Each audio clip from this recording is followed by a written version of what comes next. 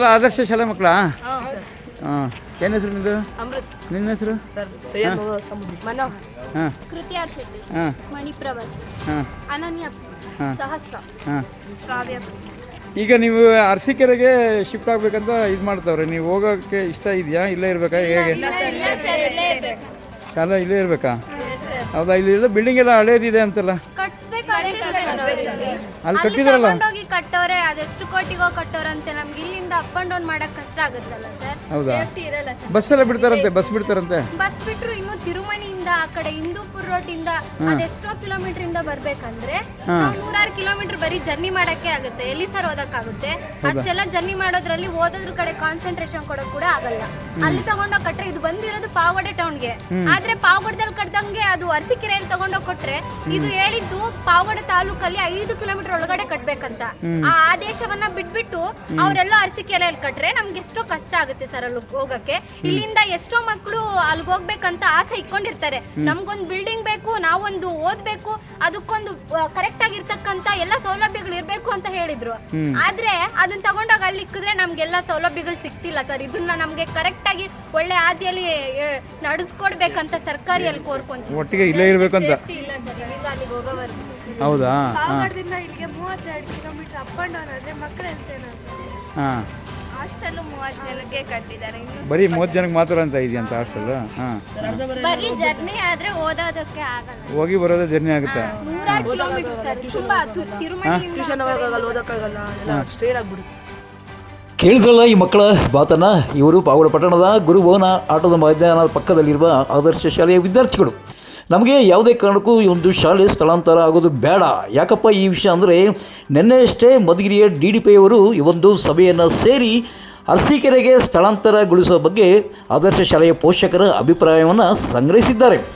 ಈ ಸಮಸ್ಯೆ ನಿನ್ನೆ ಮೊನ್ನೆದೇ ಅಲ್ಲ, ಕಳೆದ 10 ವರ್ಷಗಳ ಹಿಂದೆ, ಅಂದರೆ ಕಳೆದ 9-10 ವರ್ಷಗಳ ಹಿಂದೆ ಈ ಒಂದು ಶಾಲೆಯನ್ನು ಅರಸೀಕೆರೆಯಲ್ಲಿ ಸುಮಾರು 7-8 ಕೋಟಿ ವೆಚ್ಚದಲ್ಲಿ ನಿರ್ಮಾಣ ಮಾಡಲಾಗಿತ್ತು. ಆದರೆ ಅಲ್ಲಿಂದ ಇಲ್ಲಿವರೆಗೂ ಈ ಒಂದು ಶಾಲೆ ಸ್ಥಳಾಂತರವಾಗಿಲ್ಲ.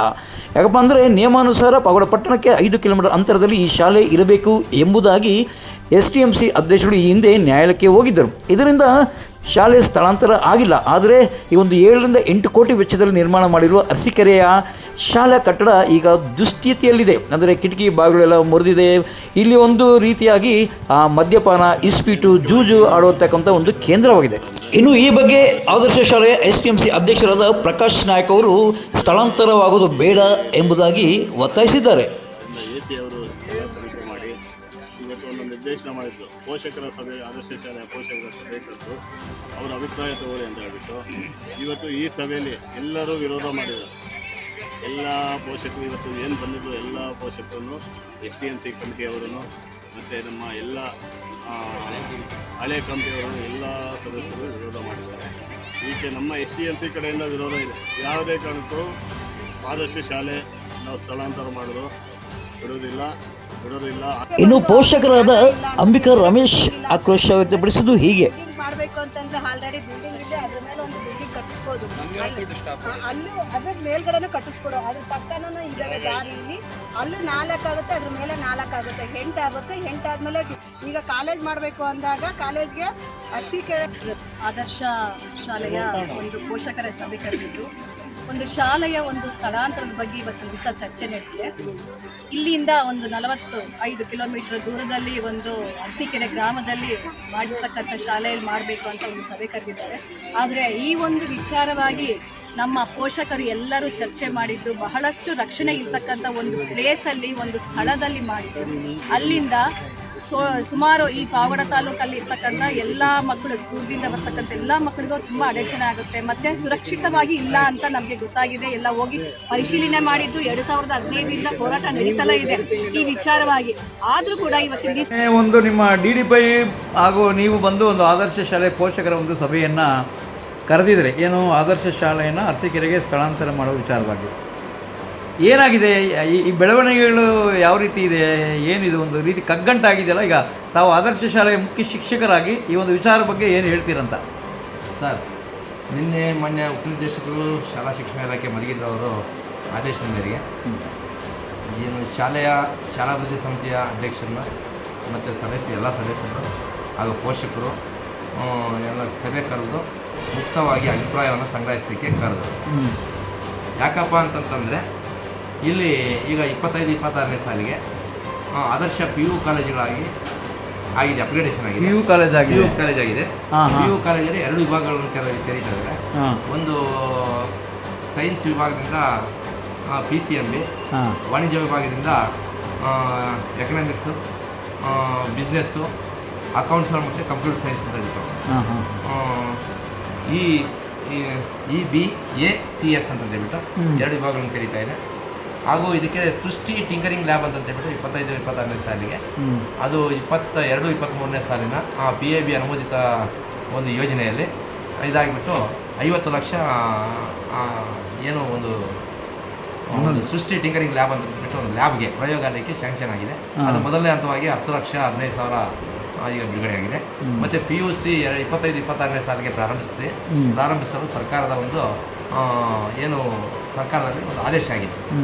ಆ ಹಿನ್ನೆಲೆಯಲ್ಲಿ ಮಾನ್ಯ ಉಪನಿರ್ದೇಶಕರು ಮೇಡಮ್ ಅವರಾಗಿರ್ತಕ್ಕಂಥ ಗಿರಿಜಾ ಮೇಡಮ್ ಅವರು ಮತ್ತು ಮಾನ್ಯ ಉಪನಿರ್ದೇಶಕರು PU ಅವರು, ಮಾನ್ಯ ಕ್ಷೇತ್ರ ಶಿಕ್ಷಣಾಧಿಕಾರಿಗಳು, ಮಾನ್ಯ ಶಿಕ್ಷಣಾಧಿಕಾರಿಗಳು DDP ಕಚೇರಿ ಮಧುಗಿರಿ ಅವರು, ಮತ್ತು 2 DYPCಗಳು, ಮತ್ತು ನಮ್ಮ ಶಾಲೆಯ SDMC ಅಧ್ಯಕ್ಷರು ಮತ್ತು ಎಲ್ಲ ಸರ್ವ ಸದಸ್ಯರನ್ನು ಕೂಡ ಇಲ್ಲಿ ಸಭೆ ಕರೆದಿದ್ವಿ. ಈ ಸಭೆಯಲ್ಲಿ ಅವರು ಇಲ್ಲಿರ್ತಕ್ಕಂಥ ಏನು ಪಾವಗಡ ಪಟ್ಟಣದಲ್ಲಿರ್ತಕ್ಕಂತಹ ಒಂದು ಸಮಸ್ಯೆಗಳನ್ನು ವಿವರಿಸಿದರು. ಇಲ್ಲಿ ಏನು 6ರಿಂದ 8ರವರೆಗೂ ಕೂಡ 6ರಿಂದ 10ರವರೆಗೂ ಇರ್ತಕ್ಕಂಥ ಒಂದು ಶಾಲೆಗೆ ಸುಸಜ್ಜಿತವಾಗಿರ್ತಕ್ಕಂಥ ಒಂದು ಕಟ್ಟಡ ಇಲ್ಲ. ಆ ಹಿನ್ನೆಲೆಯಲ್ಲಿ ಇದು ಏನು ನಿರ್ಮಾಣ ಮಾಡಿರ್ತಕ್ಕಂಥ ಒಂದು ಸ್ಥಳಕ್ಕೆ ಅರಸೀಕೆರೆ ಗ್ರಾಮಕ್ಕೆ ಸ್ಥಳಾಂತರ ಮಾಡಬೇಕು ಅಂತಂದೇಳ್ಬಿಟ್ಟು ನಮ್ಮ ಇಲಾಖೆ ಅಧಿಕಾರಿಗಳೆಲ್ಲ ಕೂಡ ನಾವು ಮನವೊಲಿಸಿದ್ವಿ. ಆದರೆ SDMC ಅವರು ಮತ್ತು ಎಲ್ಲ ಪೋಷಕರು, ಕೆಲವು ಪೋಷಕರೆಲ್ಲ ಕೂಡ ಕೆಲವರು SDMC ಅವರು ಮತ್ತು ಕೆಲವರು ಪೋಷಕರು ಇದನ್ನು ಸ್ಥಳಾಂತರಿಸಬಾರ್ದು, ನಮಗೆ 32 ಕಿಲೋಮೀಟರ್ ಇದೆ, ನಮಗೆ ತೊಂದರೆ ಆಗುತ್ತೆ, ಮಗು ಹೋಗಿ ಬರೋಕ್ಕಾಗೋದಿಲ್ಲ ಅಂತಂದ್ಬಿಟ್ಟು ಅವ್ರು ಮನವಿ ಮಾಡಿದ್ವಿ. ಸರ್ ಆ್ಯಕ್ಚುಲಿ ನಾರ್ಮ್ಸ್ ಏನಿದೆ ಅಂತ, ಆದರ್ಶ ಶಾಲೆ ಟೌನ್ಗೆ ಎಷ್ಟು ಕಿಲೋಮೀಟರ್ ಅಂತರದಲ್ಲಿ ಇರಬೇಕಂತ ನಾರ್ಮ್ಸ್ ಇದೆ ಅಂತ? ನಾರ್ಮ್ಸ್ ಬಗ್ಗೆ ನನಗೆ ಗೊತ್ತಿಲ್ಲ ಸರ್, ಸ್ಟೇಟ್ ಲೆವೆಲಲ್ಲಿ ಆಗಿರ್ತಾರೆ. ನಾರ್ಮ್ಸ್ ಬಗ್ಗೆ ನನಗೆ ಗೊತ್ತಿಲ್ಲ. ಅಲ್ಲ, ಮೊದಲಿಗೆ ಪ್ರಾರಂಭದಲ್ಲಿ 5 ಕಿಲೋಮೀಟರ್ ಒಳಗಡೆ ನಾರಮ್ ಇರಬೇಕು ಶಾಲೆ, ಯಾಕಂದರೆ ಇಡೀ ತಾಲೂಕಿಂದ ಎಲ್ಲ ವಿದ್ಯಾರ್ಥಿಗಳು ಬರಲಿಕ್ಕೆ ಅನುಕೂಲ ಆಗುತ್ತೆ ಅಂತ ಹೇಳ್ಬಿಟ್ಟು ಈ ಹಿಂದೆ ಬೊಮ್ಮತ್ನಹಳ್ಳಿಯಲ್ಲಿ ಒಂದು ಸರ್ವೆ ಮಾಡಿದರು ನನಗೆ ಗೊತ್ತಿರೋ ಹಾಗೆ. ಒಂದು 5 ಎಕರೆನೋ 3 ಎಕರೆ ಸರ್ಕಾರಿ ಜಮೀನೇನೋ ನೋಡಲಿಕ್ಕೆ ಅಂತ. ಬಟ್ ಅದೇನೋ ಪ್ರಾಬ್ಲಮ್ ಆಗಿ ಯಾವುದೂ ಇಲ್ಲ, ಯಾವುದೂ ಇರಲ್ಲ. ಅದು ಬಿಲ್ಡಿಂಗ್ ಕಾಂಟ್ರಾಕ್ಟ್ ಆಗಿರೋದು ಸ್ಟೇಟ್ ಲೆವೆಲ್ ಹಂತದಲ್ಲಿ, ನಮಗೇನು ಅದು ಮಾಹಿತಿ ಇಲ್ಲ. ಈಗ ಮತ್ತೆ ಈಗ ದೂರದಿಂದ ಬಂದಿರೋ ಮಕ್ಕಳು ಅರಸೀಕೆರೆಗೆ ಹೋಗಿ ಬರೋಕ್ಕಾಗುತ್ತಾ ಅಂತ? ಅದೇ ಈಗ ಅದು ಅರಸೀಕೆರೆಗೆ ಹೋಗಿ ಬರೋಕ್ಕೆ ನಾವು ಬಸ್ ವ್ಯವಸ್ಥೆ ಮತ್ತು ಹಾಸ್ಟೆಲ್ ವ್ಯವಸ್ಥೆ ಮಾಡ್ತೀವಿ ಅಂತಂದರೆ ಹೇಳಿದಾರಾ? ಯಾರು ಇಲಾಖೆ ಸರ್ಕಾರ ಹೇಳಿದೆ? AC ಅವರು. ಪಾವಗಡದ ಅಷ್ಟು ಮಕ್ಕಳನ್ನ ಅಲ್ಲಿ ಕರ್ಕೊಂಡೋಗಿ ಮತ್ತೆ ಸಾಯಂಕಾಲ ಟೈಪ್ 4 ಹಾಸ್ಟೆಲ್ ಒಂದು ಹೆಣ್ಮಕ್ಳಿಗೆ ಒಂದು 100 ಮಕ್ಕಳಿಗೆ ಆಗುತ್ತೆ ಸರ್. ಓಕೆ. ಟೈಪ್ 4 ಹಾಸ್ಟೆಲ್ ಅಲ್ಲಿದೆ ಸರ್, KGBV. ಅದಕ್ಕೆ KGBV ಟೈಪ್ 4 ಹಾಸ್ಟೆಲ್ ಇದೆ. ಆ ಹಿನ್ನೆಲೆಯಲ್ಲಿ ಟೈಪ್ 4 ಹಾಸ್ಟೆಲ್ 100 ಜನಕ್ಕಾಗುತ್ತೆ, ಮತ್ತು ಬೇರೆಯವ್ರಿಗೆ ಅವಕಾಶ ಮಾಡ್ಕೊಳ್ಳೋಣ ಅಂತ ಹೇಳ್ಬಿಟ್ಟು ಒಟ್ಟಿನಲ್ಲಿ ಈಗ ಪೋಷಕರು ವಿರೋಧ ವ್ಯಕ್ತಪಡಿಸಿದ್ದಾರೆ, ಟೋಟಲಿ ಪೋಷಕರು ವಿರೋಧ ಸ್ಥಳಾಂತರಕ್ಕೆ ವಿರೋಧ ವ್ಯಕ್ತಪಡಿಸಿದ್ದಾರೆ. ಇಲ್ಲೇ ಮಾಡಿ ಹೊಸ ಕಟ್ಟಡ ಅಂತ ಹೇಳ್ಬಿಟ್ಟು ಅವ್ರು ಅಂತ ಇದ್ದಾರೆ. ಪಾವಗಡದಲ್ಲೇ ಹುಡುಕಿ ಹೊಸ ಕಟ್ಟಡ ಕೊಡಿ, ಒಳ್ಳೆ ಶಾಲೆ ಅಂತ ಹೇಳ್ಬಿಟ್ಟು. ಈಗ ಕಾಲೇಜ್ ಪ್ರಾರಂಭ ಆಗಿದೆ, ಅದಕ್ಕೆಲ್ಲ ಸ್ಟಾಫ್ ಎಲ್ಲ ಬರ್ತಾರೆ, ಲೆಕ್ಚರರ್ಸ್ ಎಲ್ಲ ಬರ್ತಾರೆ. ಅದಕ್ಕೆ ಸಪ್ರೇಟ್ ಫ್ಯಾಕಲ್ಟಿ ಇದೆ. ಇದೇ ಮಕ್ಕಳು ಹಂಗೆ ಕಂಟಿನ್ಯೂ ಆಗ್ಬೋದು. ಹೊಸ ಬೇರೆ ಮಕ್ಳಿಗೆ ಅವಕಾಶ ಇರುತ್ತೆ ಅದರಲ್ಲಿ? ಇಲ್ಲ, ನೋಡ್ಬೇಕು ಅದು. ಇನ್ನು ಅಲ್ಲಿ ಬೇರೆ ಮಕ್ಕಳಿಗಿಲ್ಲ, ಇಲ್ಲೇ 80 ಮಕ್ಕಳು ಇರ್ತಾರೆ. ಅದೇ ಮಕ್ಕಳು ಬೇರೆ ಮಕ್ಕಳಿಗೂ ಕೂಡ ಅವಕಾಶ ಮಾಡಿಕೊಟ್ಟಾರೆ, ನೋಡಬೇಕು, ಆಸಕ್ತಿ ಇರ್ತಕ್ಕಂಥ ಮಕ್ಕಳು. Okay sir, right.